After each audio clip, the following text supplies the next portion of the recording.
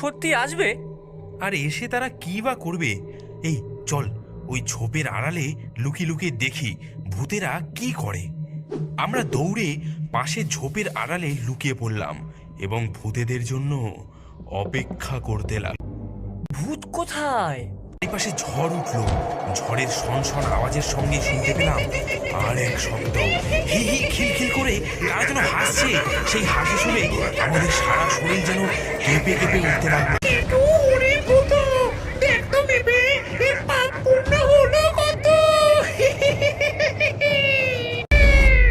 এই যেন ঠিক সেই মোড়লের কথা হুবহু মিলে যাচ্ছে।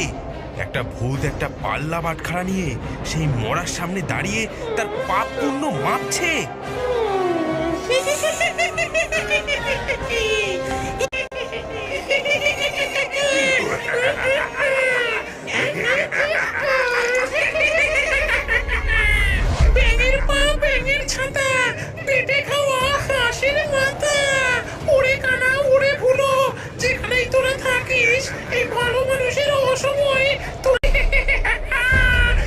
ঝোপের আড়াল থেকে আমরা দেখলাম নিঃসাড় হয়ে পড়ে থাকা হারাধন কাকু আস্তে আস্তে তার হাত পা নাড়ছে। এমন সময় সেই ভূতগুলো মাচা সমেত হারাধন কাকুকে নিয়ে হাওয়ায় তুলে দূরে কোথায় অদৃশ্য হয়ে গেল। ফিরে দেখলাম রাতের বেলা ভূতেরা হারাধন কাকুকে তার বাড়িতে রেখে গেছে। এখন তিনি এতটাই সুস্থ যে ফিরে এসে তিনি তার নাতির সঙ্গে ফুটবল খেলছেন।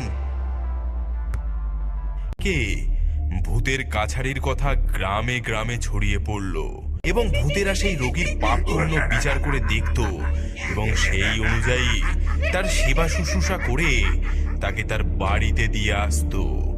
আর হুগলির কাছারি পাড়াতে আসেন তাহলে সেই ভুতুরে কাছারির কথা